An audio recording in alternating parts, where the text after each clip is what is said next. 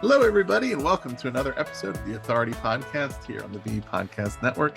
Thanks, as always, for being with us. And today's discussion, we're really going to get into some deep discussion around classroom instruction, teaching and learning, and particularly executive functioning. So my guest today is Mitch Weathers. Mitch is a teacher and the founder of Organized Baeder, and he is the author of a new book, Executive Functions for Every Classroom, Creating Safe and Predictable Learning Environments in Grades 3 to 12. It's published by Corwin. It's brand new. Mitch, welcome to the show. Thank you so much for having me. I'm excited to be here with you, Ross. Appreciate it. Yeah, absolutely. So big picture, Mitch, what is the big idea behind this book? Big idea behind this book. That's a great question and a great place to start. I would say that when we look at these skills and habits known as executive functioning, and we can first maybe even back up a little bit and define that term or phrase, that it really is kind of an umbrella term. And if you will, there's different kind of verticals, categories underneath that. And when we look at specifically teaching and learning process, there's a set of skills that some schools we work with call studentness. Kind of think of it as like all the things you need to be able to do to really be successful at engaging in, sticking with, and whatever it is I'm trying to learn. And historically, these skills have really been kind of left up to chance. Like, we hope students and young people just kind of pick them up as they're making their way through life. That's not always the case, but most of the time, for me, if I'm in a room with educators and I ask the question, just take one of these skills, for example, like time and task management. Who in the room has ever had someone when you were young, a caring adult, show you how, model for you, how do you keep a calendar? What's that look like? And there's different ways to do that. And most of the time it's like, no, I just kind of figured that stuff out as I went through life or as I made my way through school. And we know now that skills formerly learned by students on their own, we really have to teach and model those for kids. And that's where the dilemma is. And that's what I try to unpack in this book is, one, you're not going to find a teacher on the planet that has some spare time to just also teach executive functioning skills. And the other thing is something I call the zone of genius, where just may not be my expertise. You know, my mom taught second grade her whole career, and we've all had this experience. You walk into a classroom and you're like, this is their zone of genius. Like, they just got it. And it may not be teaching and modeling these skills. So the big picture of this book is trying to make the point or the argument that executive functioning skills, teaching students executive functioning skills, is really primary or foundational work. And what we teach, the curriculum, the content, how we assess that, et cetera, is secondary. And it's not an order of importance. It's just kind of an order of operations. And we can no longer, if there's one silver lining, at least for this work, that the pandemic has highlighted, is that we're seeing from interrupted learning, however you want to describe the impacts of the pandemic on students, there's some gaps there, some that existed before, some that have widened, some that were created. But the way to really kind of address that is equipping students with executive functioning skills. Excellent. And I think in this conversation we'll likely be digging a little bit more into the strategies for teaching executive functioning skills broadly, more than necessarily what each of the specific skills are. But I do think for our listeners, especially those who are newer to this, that highlighting a few or a handful of the specific executive functioning skills would be helpful to contextualize what we're talking about as we go through here. Could you choose some of the ones that are worth kind of highlighting and surfacing as examples? For sure. Just to keep it really simple, the book outlines 6 specific executive functioning skills. There are more. The 6 that I talk about, the reason it's those 6 is they also inform some of those others, if you will, but it's working memory, time and task management, goal setting, organizational skills, self-regulation, and now you got me missing the 6th one. I should know that. No, that's no worry. Accountability. There it is, accountability. Perfect. Yeah, I mean that's I think that gives a great sense of what some of these key skills are. And as maybe a teacher is thinking about this for the first time, right, as you mentioned earlier, there are challenges to incorporating instruction around executive functioning and figuring out ways to make it where it's not another thing, and then also in integrating it. But I guess there's a couple of questions around that. The first is, are there other challenges to be aware of with getting started with teaching executive functioning, and challenges that are going to need to be navigated? And then I guess, how might a teacher start to get the signs of the baseline? Like, where are there signs of executive dysfunction, or what does that kind of look like as I'm getting started and first surveying my classroom, surveying my student population, and thinking about, okay, what's maybe the starting point for where they stand? Good questions, man. The first, I mean, I would say it's not so much a challenge, but I believe a misconception. And here I am talking about teaching executive functions. They're not actually taught in the traditional sense of the word. What I like to say is they're best learned by students when they see them modeled and they get routine practice employing them in a no stakes learning environment. So in other words, it's not going to negatively impact my course performance or my tested performance as I'm practicing these skills that I'm seeing modeled. And we can get into those three keys a little bit later, but I think that is one misunderstanding, and that's one reason why, curriculums that promise to teach executive functions, where do you fit them in? First of all, it's not going to be in a grade level or subject area class, because there is already that time crunch. We know that. So oftentimes these kinds of programs or curriculums are embedded into like a homeroom or an advisory class or advocacy class. And just to be honest and kind of blunt, oftentimes students perceive those as not real classes or not real school. And so the curriculum already is kind of seen differently by students from the get-go. And to be honest, learning about the importance of organization and strategies for getting yourself organized are different than practicing those within the context of what I'm learning, right? Mm. So that's one point, that they're not actually taught. They're best learned when I get practice with them, but within the context of what I'm learning.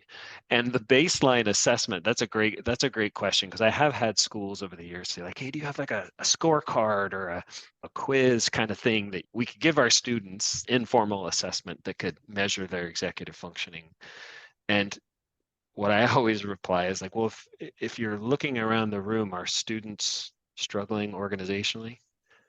Are they Mhm. stuffing papers in their book bags and their desks? Is there stuff on their, like, there's some very quick like snapshots you can take and go like, yeah, there's some executive dysfunction in this Mhm. classroom. And starting there as a way to get students. I mean, you can even just look at organization. I mean, that's one, right? That it's something that every teacher has students in their classroom probably that struggle organizationally. And if we can really start with that particular executive functioning skill, it can have a profound impact on my ability to start to hone the others. Yeah, I mean, it would seem that, and going back to the challenges part, that practicing the executive functioning skills in the context of learning is not only one more effective way of learning, but also a more practical way of making sure it gets done within a Right. time crunched environment, right? And saying like, we need to do this for multiple reasons to ensure that we actually are able to focus on these skills, and students are learning them in an environment in which they will last. And also another term that comes up in the book close to the description of dysfunction is and which is important to highlight, because it does feel like there are instances relatively frequently where student engagement is discussed as a separate enterprise Mm. out apart from executive functioning, teaching and learning, right? Retention of information, etc. And it's an independent objective and independent goal. However, it's clear how disengagement would result from executive dysfunction, right? And that Right. it couldn't be artificially kind of reclaimed or reinstated if a student is still experiencing challenges with their executive functioning. It's not, I mean, how could they possibly be engaged in their learning? Mm. Yeah, and if they've had that experience year after year after year, there's a narrative that starts to form. And it's really one fun and powerful when you start to see that narrative shift in students who've struggled academically for whatever reason start to develop a sense of agency. And I like to use the word dexterity in their learning, which only comes from my experience with the honing of these skills. Like, I got this, right? And I don't mean I got this like I've got 100% on the content of this particular subject or this class or grade level, but this just kind of sense of agency that, like, I know how to approach, I know how to adjust what I'm learning, how I'm learning, regardless of what that is. And that there's an empowerment and an engagement in that for sure.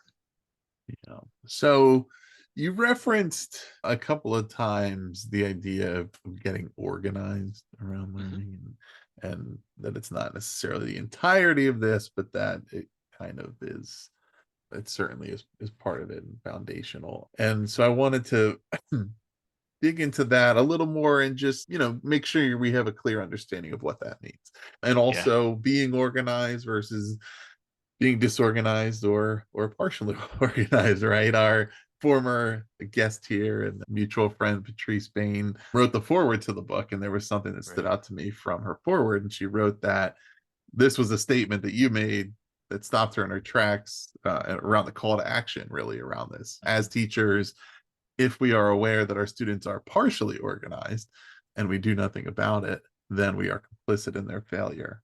So Right. clearly, one, there's a clear call to action there that this is something we need to be doing, or else Hmm. we're not doing what we need to do to ensure that students are succeeding. But two, it's getting into the definition of what that means around organized, partially organized. What are we identifying there to understand what needs to be done? Right. Yeah, and if I'm lucky enough to be working with educators, and that's one of the first questions that will come up at, where do I start? You've already alluded to this.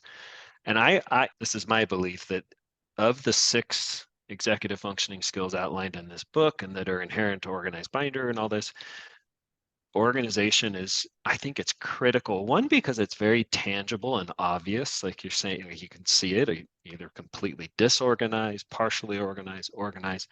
And I try to, in the book, the hope is an educator or anybody who reads this, there's tangible, practical strategies and takeaways that tomorrow in my class I can go do this, right? And when we look at organization, that modeling piece is so key. And there's nobody who knows me or has even heard of my company and the work I do that I really believe in a simple 3-ring binder as a powerful education technology, right? Not all Mhm. ed tech needs to have a screen or an app or anything, in my opinion, right? So it's this tool that can be used to model and teach executive functioning. And we'll get into that, I hope, a little bit more, but the modeling piece of that. So the 3 keys, which I'm sure we'll get into: clarity, routine, and modeling. When I can keep it in the organization lens right now, if I have a class sample of whatever it is that I'm using to organize our curriculum and content, my effort in this class or grade level, then periodically what I can say is, hey, we're going to have a scheduled, prearranged scheduled check, let's just say every 4 weeks, and we're just going to stop everything for as long as that takes, which is usually, if you read this book, you can get that done in 10 or 15 minutes probably at the most. But saying, we need to just make sure that your portfolio, and in this case I'll just talk about a binder, looks exactly like the class sample binder organizationally. So I'm constantly modeling that for students. And when I can do that, it's different than in some of the stories. And by the way, Ross, I should say, like, this book is really me trying to unpack the last 20 years of my experience doing this work.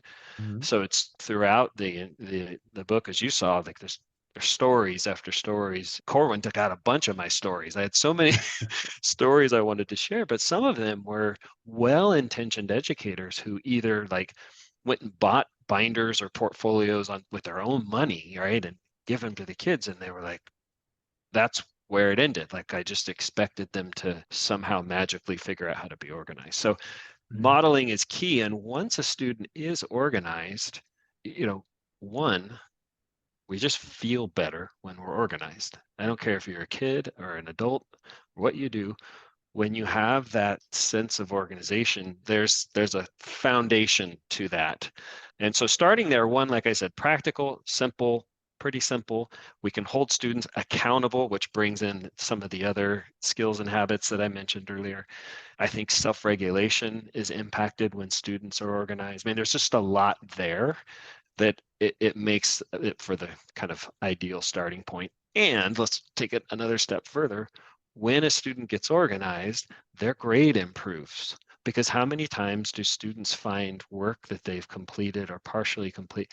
They've done all that, right? And it's in their book bag, it's in a Mhm. folder, it's in their desk, it's in their locker, whatever it might be. When we say, no, this is one of my sayings, is if everything has a place where it lives, then it's more likely to find its way home. And so my class model is saying, look, this is what it looks like to be organized, period. So you're either organized or you're not. There's no gray area. So we're painting that gray area black and white. And what's good does it do? If you read this book, you'll see like you get all the way doing all this work to equip students with executive functioning skills, and then we allow you to be partially organized. Like, oh, right. So that's where my saying comes from. You know, if we allow students to be partially organized, then we're complicit in their failure. And I really believe that. Yeah, I mean, in such a way, it's a completion of the cycle, right? To not only ensure that they know how to do what they need to be able to do, but that they know how Right. to prove and demonstrate and deliver on what they need to have done. So it's the I full think cycle of an assignment or a skill, or and when you think about taking it forward into their years beyond school, that they need to continue to be able to complete the task, so to speak, that if you do the work and then it gets lost along the way, that you haven't mhm. that people can't just take you at your word. Yeah. I mean, even think about it as a parent. If anyone listening is a parent and their student is of school age, how frustrating it can be to try to help your kid with homework. They can't find their stuff from class that Mhm. day. Like, hey, we're working on this particular concept or whatever. Like, do you have any notes or is there anything that you have that can help me help you? And they're like digging through their book bag or trying to find something, and precious minutes are lost. How students perceive themselves as like capable learners is impacted, and all of it shouldn't even be happening if we are developing executive functioning, right? So Totally. So on to the three keys, right? You've referenced these a couple times and they're key right mhm. to the conversation, but clarity, routine, modeling, in clarity first and then the others in any order. I'm thinking maybe we just tackle them one by one and you kind of Sure. talk through what they're all about and why they are the three. Yeah. Well, we'll try to tackle them one on one, but of course know that they're all interrelated. But clarity, routine, and modeling. Really, the way we bring about clarity around executive functioning skills is through a predictable daily routine and modeling them, as I mentioned. So Mhm. the clarity piece, where this really struck me, Lisa Delpit wrote a book many years ago now called Other People's Children. And in reading that as a newer teacher, this is not, I'm definitely paraphrasing kind of the thesis of her book. But what I would say is that which is implied or that which is implicit in a classroom, we need to make explicit for students. And as an early teacher, a new teacher, and most of my career for that matter, I've always worked with multi-language learners. And I talk a lot about this in the book. There's a certain amount of cognitive load or just mental calories, let's say, that students use navigating the school day or navigating the class period, because everything, right, that I'm hearing and seeing, and I'm translating that constantly. And so for me, making things hyper explicit, what I tried to do things like, how can I communicate my expectations without using words? Because if I can do that, right, if I can communicate this daily routine, if I can communicate what it looks like to be organized, what it means to be on time or ready to engage with the learning community, all these things, that I'm going to reduce the cognitive load for those students. They're going to have more bandwidth to actually put those mental calories into what they're trying to learn and I'm trying to teach them. So that clarity piece came from that kind of thinking. Um, the the second, of course, one way to bring about clarity is modeling, and I've mentioned that with having a class sample. It's not enough just to say, here's how you get organized, or here's how, like, actually having a model for them. And then the daily routine piece, I am a firm believer in predictable learning routines that are consistently implemented every day of the school year. That could be in a virtual environment, that could be in a brick and mortar, but that predictability is, it creates for safer learning environments. And we can never forget that for many of the students we are serving or working with, life outside of school is anything but predictable. And it might even skew towards chaotic. And when I can create a reprieve from that for students, and even if that's not the case outside of school for them, having that predictability, that there's agency in that as well. Like, I know what to do, to be ready to engage before I even arrive to this class or the school day. Like, it's the same routine every day. Now here's my thesis, or kind of if I could distill the whole book down into one or two sentences here, it would be that by virtue of engaging in the predictable learning routine that's outlined in this book, by virtue of participating in that routine, students get daily practice with executive functioning skills. So they're never being taught. There's no lesson or unit on goal setting or organization, kind of some of the stuff we've been talking about. By virtue of engaging in this routine, and if the portfolio is used in that routine, and that's what you'll see throughout the book, that each step of that daily routine, the portfolio or the binder with Organized Binder is used. That's why if you're new to Organized Binder, head on over to the website and take a look around, because it's this color-coded, tactile, tangible object that students have, this binder in their hands. But each step of the routine, it's actually a different part of that binder. So even the color coding, that's all that visual cueing for students, making things explicit. So by virtue of engaging in this routine with this portfolio, I get practice with these executive functioning skills within the context of the grade level or the subject that I'm learning. I hope that I'm distilling that down enough to make sense. I think I do it more articulate in the book, but it's because it's overwhelming. And I've had this conversation with many educators over the years. Like I said before, like, hey, this may not be like my expertise, and where am I going to find the time? That's always the biggest one. And it's like, no, how about we create a routine, predictable routine, and simply by virtue of engaging or participating in that routine, which students are held accountable for, they're going to see modeled and get practice with these executive functioning skills every day. And if I can experience that same routine in an elementary school from grade level to grade level, there's power and agency in that. And when I make that quantum leap to middle school, I was speaking at this diversity, equity, inclusion, and belonging symposium in Chicago, or Evanston, North Chicago, last year. And it was a district-wide symposium, and where I was speaking was at a middle school. And I'll never forget, because I was just kind of prepping for my talk, and I looked over and there was a bell schedule on the wall. And this was a 6, 7, 8 school. And they had 10 class periods that were like 38 minutes each. And I started asking staff members of the school, like, you guys have 10 class periods? And think about that. And we talk a lot about this in the book. Like last year in 5th grade, I had one teacher all year, and that's been my experience up until now, right? And now I find myself with 10 different teachers and 10 different subjects with 10 different expectations and 10 different routines, if they even have. So if those teachers all shared that same expectation or that same routine, wow, talk about reducing cognitive load and increasing predictability. And if I get practice organizing myself in each of these different learning contexts, right? There's more power in that. If I get practice goal setting in each of the, so it increases the repetition that I get in practicing these executive functioning skills. Does that make sense?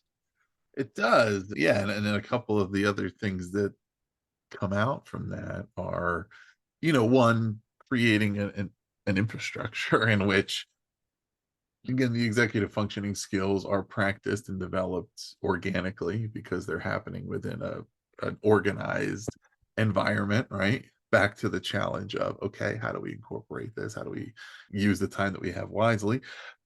Another being logic, and it's logical, right? That executive functioning skills, when well developed, would sort of correspond with students' ability to extrapolate on logical thinking, and but that requires the school and the educator to implement a logic to the way the routines are set up, right? And that's predictability, right? Okay, I know when this thing happens that this will come next, and this, and vice versa. Contrasted with what you described, maybe that leap year over year from one teacher to 10 being sort of an illogical progression, right? And Right. saying, okay, is this going to make sense to a student given their prior experience and the way that they would be considering their environment? Is this something that is going to help them be able to kind of make sense of their surroundings and their learning progression, or is it too much of a leap? And we need to kind of think about, right, what's more predictable, and the predictability. Of course, you've mentioned it a bunch, and it is a theme in the book, and it is in the subtitle, creating safe and predictable learning environments. And I think it's worthy of more discussion because it really stood out to me as a valuable focus and a valuable word, not one that we necessarily hear all the time, I don't think, in my experience anyway, and one that also, often maybe correlates with a negative connotation around predictability being boring, or being Mm. not creative, or lacking in new ideas, which of Right. course is not what you're talking about here. And I think the way that you write about it focuses on, or relates to some ideas that I've explored around leadership and the role of a leader in a different organization. And in this case, the teacher being the leader of that classroom environment and leader of Mm. learning, that I had these three, I call them the three cons of leadership, around conscientiousness, consistency, and constancy, right? Basically Mm. meaning ethical, but all the thoughtfulness, the predictability and consistency of actions, and the demeanor that I bring daily. And am I creating an environment whereby people can be successful because they know what to expect? They know there's clarity around that. And it all falls under the umbrella of communication as well. Do we say what's going to happen? Do we follow through on that? Do we follow through on it happily and willingly, right? Right. And does it make sense, and does it align to our goals and our values, and do all of those things coalesce routinely every single day? And similar here, right? You want to create a classroom learning environment where students really know what's expected of them. They know what success looks like.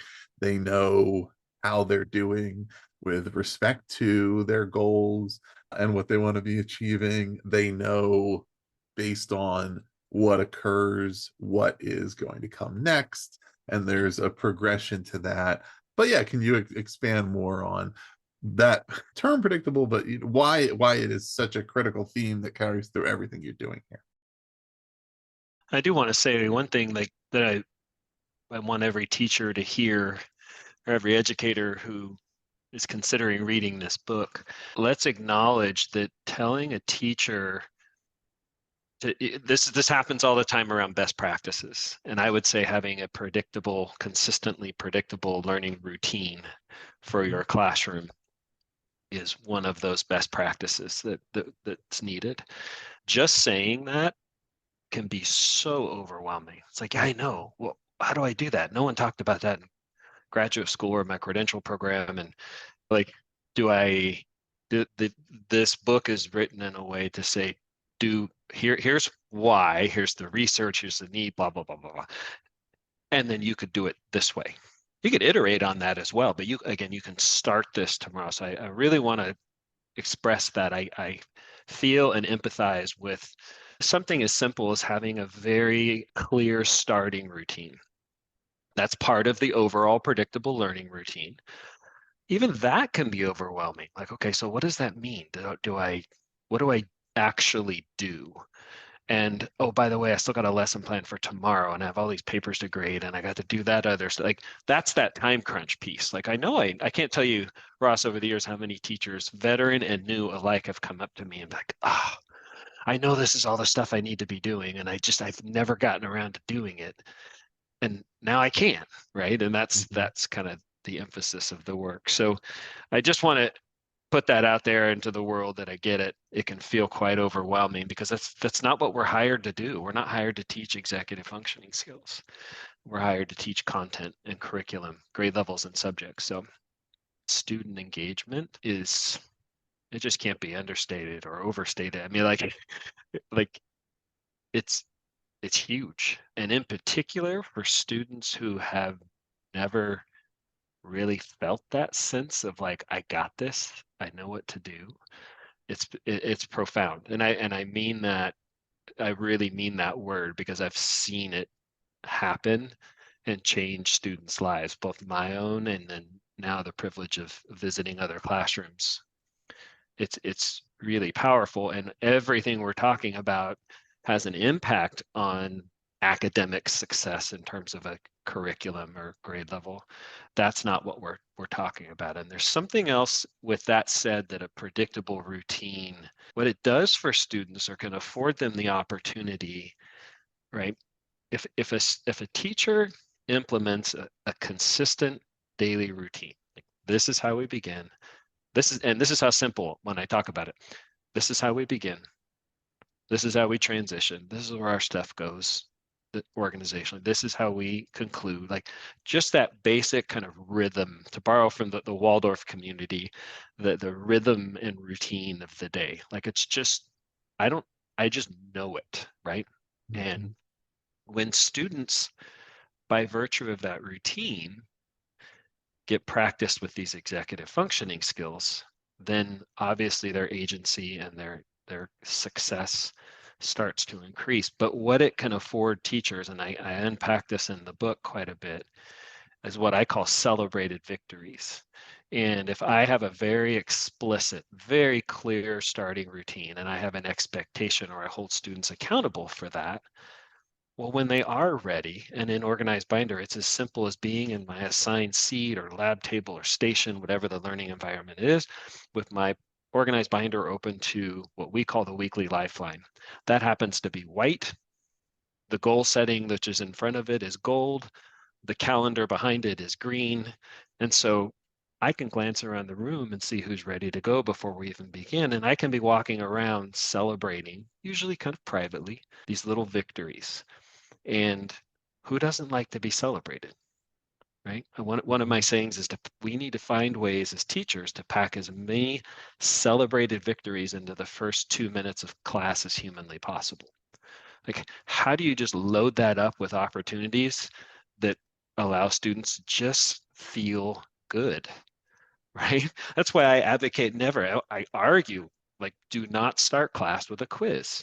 It does one of two things. The kids who get it right feel good about themselves and they're more engaged, and the kids who fail feel badly about themselves, most likely, and I get to try to re-engage them the rest of the class. And what if that's me every time because I happen to be struggling with this particular subject? So now I walk the class with a sense of apprehension as opposed to a sense of like, I know what I got to do, right?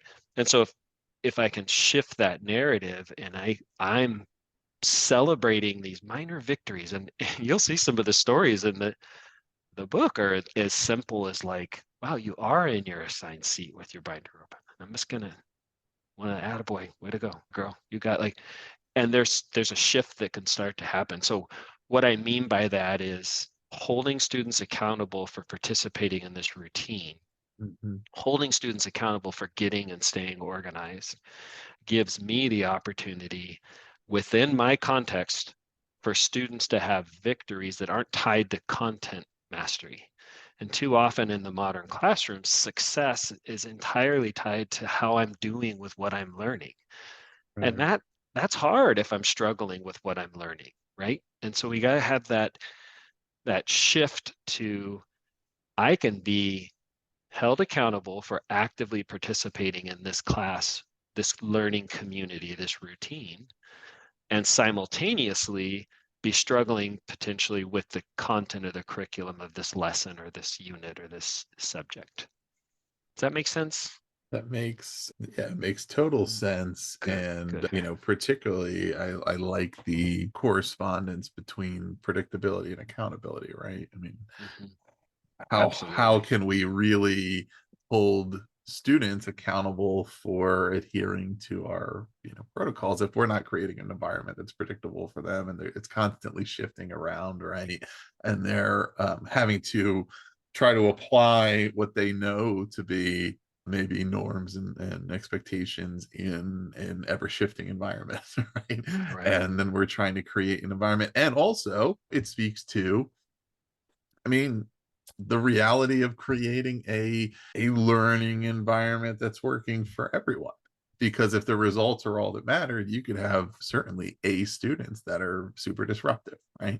Okay, so okay, well, these students are getting good grades, so we can't really say anything to them, but they're creating an environment where our other students can't focus, or so that these things, not only does it create opportunities for wins, for growth, for learning, for skill development, for students, regardless of where they currently are falling on their content mastery. But it's also looking at the whole, that whole kind of organism. And as you mentioned, right, with not starting class with a quiz, there's objectives here around reducing anxiety, stress, Right. the flight response, other strains on mental bandwidth. Right? Right. This came up in one of the book quotes from Justin Baeder of the Principal Center, who another former guest on this podcast. When I say that, listeners, that means go check out those episodes. Right? But but he Great. You writes should. that Justin's amazing. Yeah. he writes that the book makes the case for universal classroom routines that free up students' mental bandwidth to focus on learning. Right? That's a huge Right. part about this, is I don't have to come in every day and figure out, okay, how are things operating today? What are we doing here? What Right. mood is my teacher in? What's the order of operation? All these kind of things that I'm having to worry about, and I can just focus on, okay, there's a predictable set of routines here, so I'm concentrating in on the subject matter, the content that I want to master. Much more realistic expectation for students to do that Mm, versus if we're throwing all this other stuff at them. absolutely. And you touched on something there. You mentioned accountability. And one of the things you'll see in the book, if people are reading the chapter on accountability, looking at the portfolio now, see if I can unpack this. The portfolio is the binder, let's say, is the tool to participate or engage in the routine that you and I are discussing. So a byproduct of that is this manifestation of all of my effort, all of my learning, all of my reflections, what we've done, what I've created. It all is housed and captured as an evidence portfolio, a data portfolio. There's different states call these things different things. And it just manifests out of the steps of the routine, which has a very, very small time footprint, if any, in the classroom. So take it all the way to the end and we say, hey, well, I'm going to hold you accountable organizationally, which means I'm going to make sure periodically that your portfolio looks identical to the class sample. And by doing so, I'm actually holding you accountable for participating in the routine, right? Because the building of the portfolio is a byproduct of the routine, engaging in the routine. So holding you accountable, which we know is two things. It's something that adults do for children, hold them accountable, and something that young people learn to do after practice with holding themselves accountable, right? If I hold you accountable for getting and staying organized, I'm actually holding you accountable for participating in the collective, predictable community routine. And if by virtue of participating in that routine, you get practice with these executive functioning skills, holding you accountable organizationally is actually an expression and a care for the student. I'm holding you accountable to develop and hone your executive functioning skills. Mhm. Right. It's again, I hope I'm far more articulate in the book than I am right now, but there's that accountability piece is so key to all of this, but it's not like an authoritarian accountability, right? Right. Yeah, that's I mean, and that's consistent, I know, with previous discussions of accountability on this podcast. I call it the upside of accountability, but the accountability showing that I care about how you're doing. I care about your progress. Right. I'm also invested in it. So I'm paying attention to it and I'm going to hold you to that standard, right? Right. That if students don't feel like anybody really is interested in how they're doing, there can be a total lack of accountability, and again, accountability, especially in education, for various reasons, has a certain connotation around it.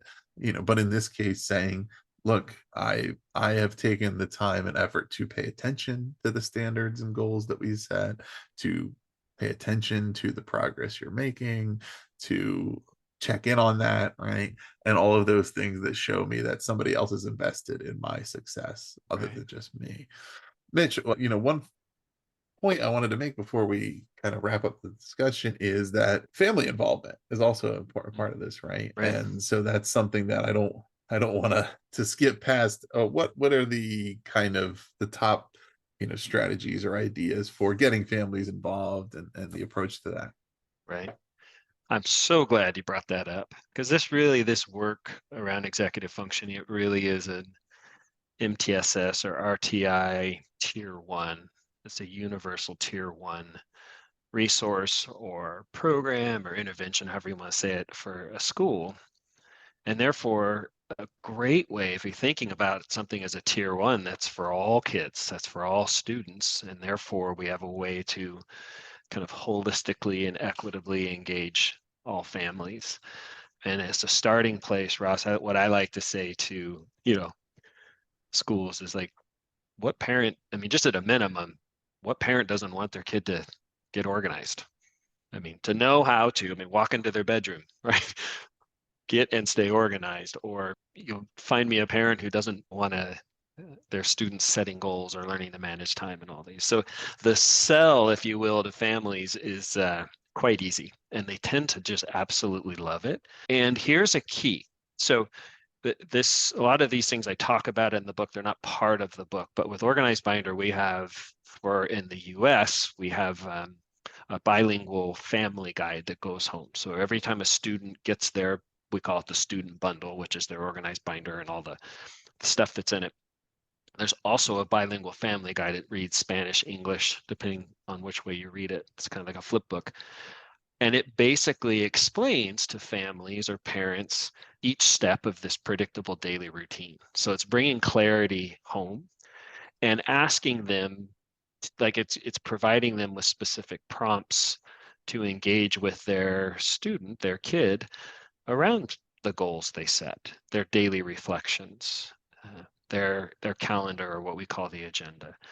Organizationally, are you looking at their table of contents to see that they're organized? So they're holding students accountable or supporting the students from home, which that piece I mentioned earlier around just trying to help your kid with homework. And it's like, where's your stuff? Like it can be so frustrating for both parties involved and a massive waste of time. It brings clarity to all of that. Like our goal setting template, the one I explain and unpack in the book, you know, every quarter have an actionable daily task. What parent doesn't want to know that? Like, even if that back to that middle school, if they're using this in 5 of the classes, like I want to know that so that I can check in and support you and hold you accountable and whatnot. But the big piece that I believe family engagement, and I want to say this loud and clear, is it affords schools and districts the opportunity to engage families in a way that's not tied to content or content understanding. And that becomes more critical the older students get, right? We know this, right? That students get older, coursework gets quote unquote harder, if you will. But we are also expecting and hoping that young people become more independent learners, right? You have to be an independent learner if you're going to 10 different classes and last year you were in one. Like Right. there's a certain amount, right? So we've partnered with districts over the years that report that at a certain grade level, they can't necessarily rely on content or homework support from home, right? I'm just going to make this up, but if I was a physics teacher in high school, I may not be able to send something home and expect mom or dad to be able to like troubleshoot with the kid, right? That's kind of an extreme case, but there's lots of reasons why you may not be able to rely on that support from home. And we could, if we had time, I would love to get in a whole conversation and invite Jethro on and talk about homework and how we use it. And it is not a formative assessment. But that aside, it's a very simple way to engage families with the learning community, the school, the larger learning community, and the classroom learning community in a way that's not tied to content, and families love it. I mean, they just absolutely appreciate when a teacher is taking time to develop their child as a learner and as a human and not only focusing on the content. And again, back to where we started, not to say content and curriculum is not important, it's just an order of operations. So the family engagement piece is wonderful around executive Excellent. functioning. Yeah, it's and very important.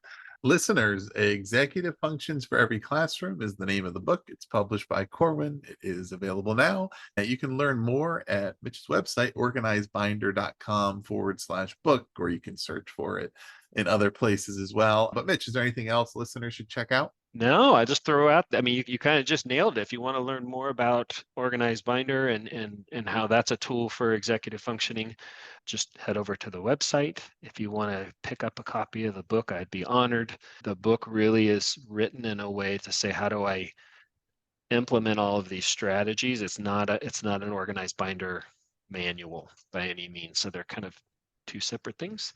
And you can find me through the contact form at the website. Most of our social handles are at Organized Binder, but I'm Mitch at organizedbinder.com. And if this is resonating with you, I'd love to hear from you. It would be great to have a conversation, and I'll help you however I can. Great. So, yeah, the listeners, check all that out. We'll put the link below to the website where you can learn about the book, also social media handles, and all that information will make it easy Cool. for you. So, just check that down in the show notes. Click through. Please do also subscribe to The Authority for more author interviews coming every single week, and subscribe to my other new show, Sideline Sessions. If you are a coach at the youth level or scholastic level, high school, or any other level, or you have kids who are playing sports at those levels, it's a great show for you. I have conversations on there again every week this winter into the spring with coaches at all levels, from the NFL and NBA to NCAA to high schools to the Olympics. So check that out if you're looking to learn more about supporting the student athletes in your life. But until then, until next time, we'll see you here next week. And Mitch, thanks so much for being on the show. Thanks again for having me. Pleasure. This episode was edited by Gage Sanderson.